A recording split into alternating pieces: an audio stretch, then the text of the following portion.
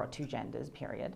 And that is biologically a sound argument to make, just because the argument that was made earlier in the show is that, or it wasn't an argument, but a claim that there is no such thing as biological sex. Well, that's simply not true.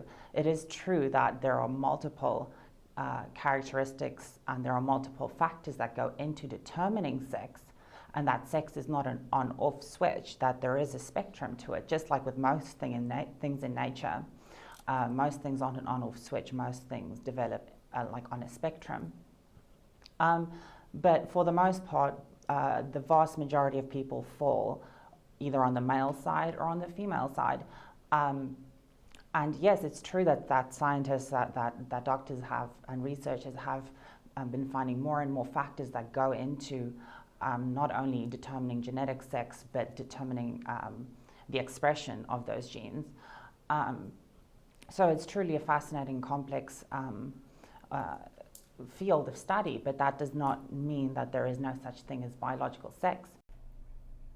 So we haven't seen cases on that at this point, but I would say absolutely, as a general rule that you should be thinking about in terms of employment settings, absolutely respecting trans persons' pronoun choice is really fundamental. And I can